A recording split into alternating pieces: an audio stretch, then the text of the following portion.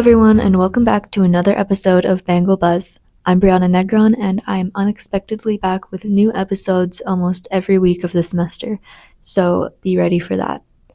I hope we're all happy with our new schedules, and if you're not, we only have 4 more months, so let's make the best out of it.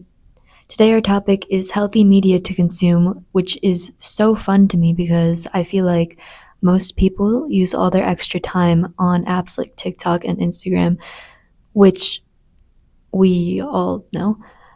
But a lot of kids our age are actually very aware that we're overusing TikTok and we know it shortens our attention span.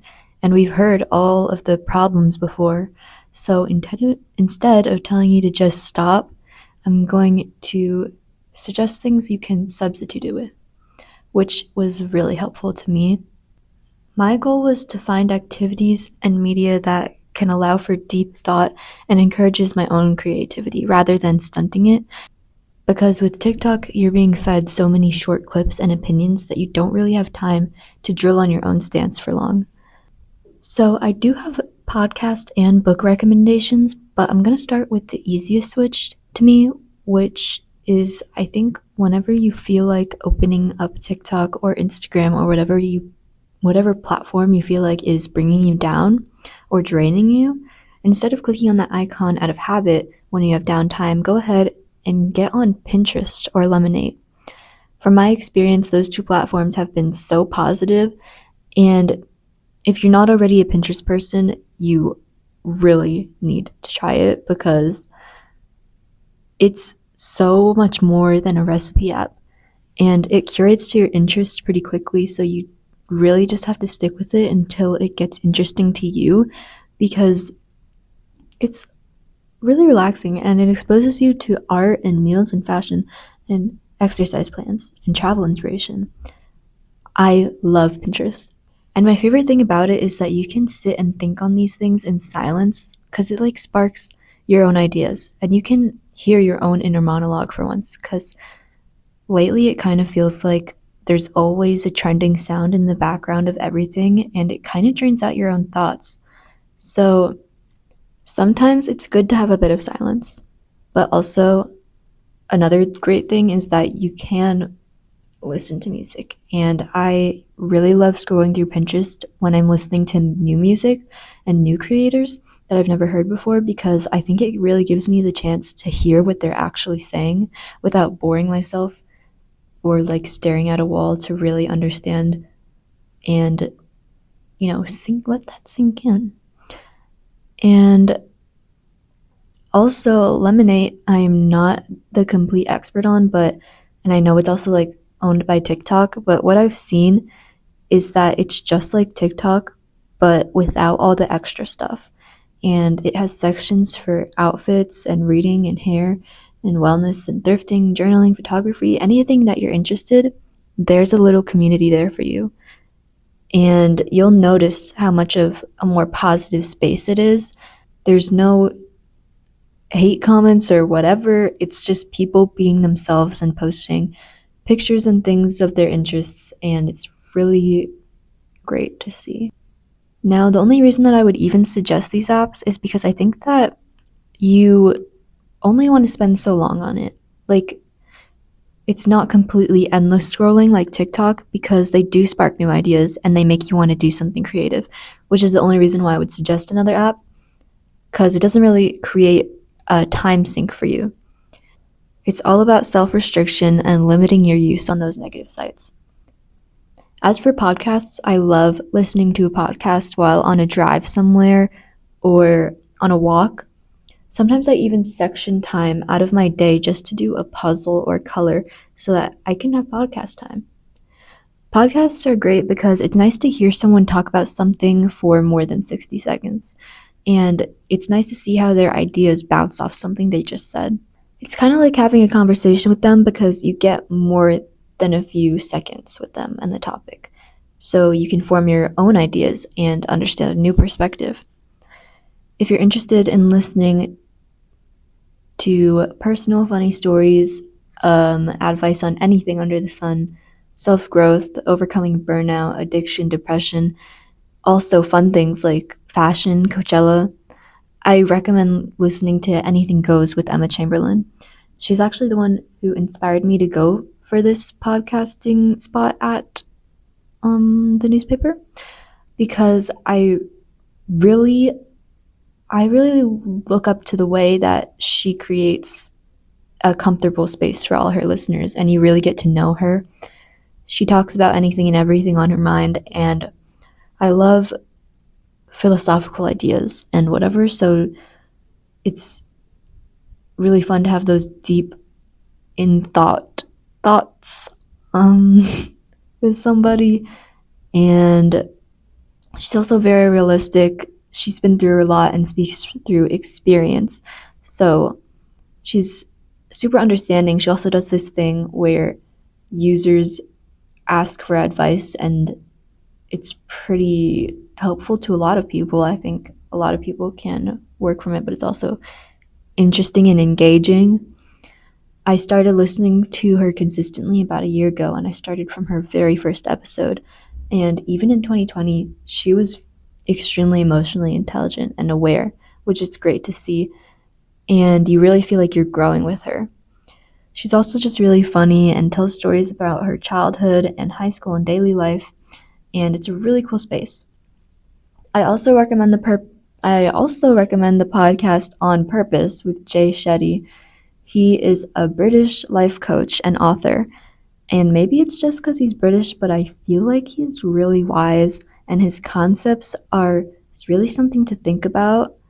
He often has celebrity guests, which is interesting. He's talked with Alicia Keys about overcoming self-doubt and building confidence, Shawn Mendes on how to let go of your past, Michael B. Jordan, Wiz Khalifa, Michelle Obama, Renee Rapp, Becky G, and so many more people who have a message to share. So it's always something new and something fun over there.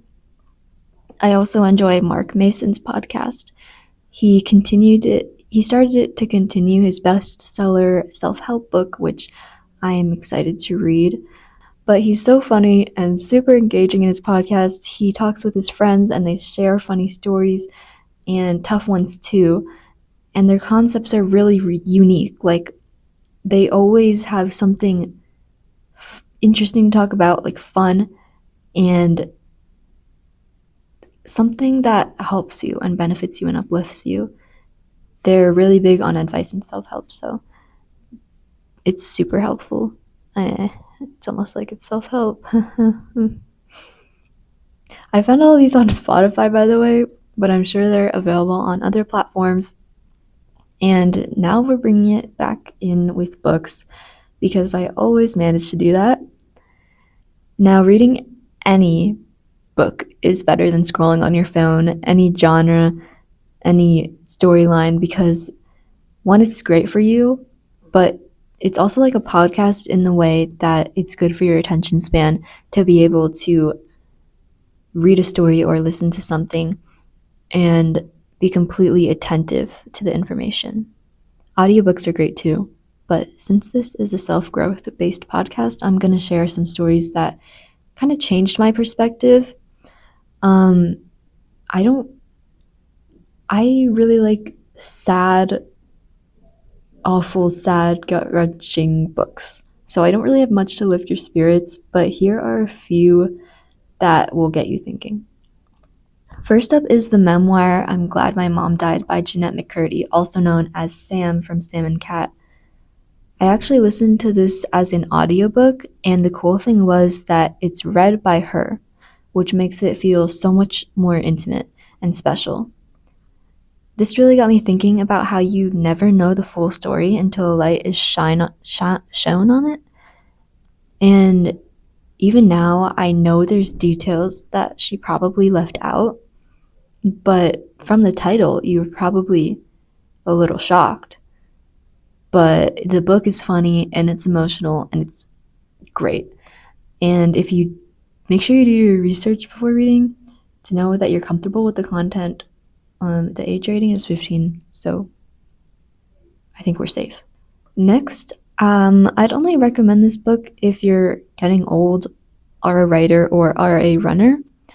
And if you fall anywhere between those categories, take a peek at the memoir What I Talk About When I Talk About Running by Haruki Murakami. It's a little bland if you're not one of the people that I listed, and I think I would have enjoyed it a lot more if I was a runner, but it did have some writing that I thought was really profound. Here is a quote. Today as I was running, I saw a plump Canada goose lying by the shore of Charles. A dead squirrel, too, lying next to a tree. They both looked like they were fast asleep, but they were dead. Their expressions were calm, as if they accepted the end of life, as if they were finally liberated. Next to the boathouse by the river was a homeless man wearing layers of filthy clothes. He was pushing a shopping cart and belting out, America the Beautiful. Whether he really meant it or was being deeply ironic, I couldn't tell. I liked this book because it had some really nice writing, but I completely understand why somebody wouldn't. I think it has a 3.9 rating. And yeah, but if you are a runner, this is a great book. It's about his struggles, but also determination and how he feels that running helps him keep moving forward, literally and physically. Wait. Okay, whatever. Yesterday, I got a package, and it contained the book The Five People You Meet in Heaven by Mitch Albom, which is pretty well known, and I was so excited that I started reading it immediately, and I really like it so far. It's about a man who dies. All this is in the blurb, by the way, so this is no spoilers. It's about a man who dies trying to save a little girl, and we weren't told when he did die if he was successful or not. So I suppose we will find out in the end. But in the afterlife, his life is explained to him by five people that changed the trajectory of his entire life. And it's kind of like the butterfly effect. How someone you barely know or don't know can change your entire path. So the people explaining it could be strangers or loved ones. I haven't gotten there yet, but I think this is so interesting and the writing is already so good. I'm definitely enjoying this book, so I think this is great. I got it recommended to me a few times and I'm so excited to finally have it. It was on the New York Times bestseller list for 95 weeks straight, I think, published in 2003. So, obviously, this is a well loved book and super fun. So, anyways, I love this topic so much, and I really hope I was able to provide something that sparked your interest.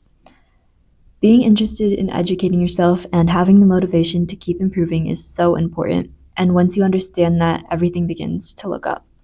Because you are the center of your life. At least you should be. And that's why I always say, take care of yourself, take care of your mind, and take care of your body.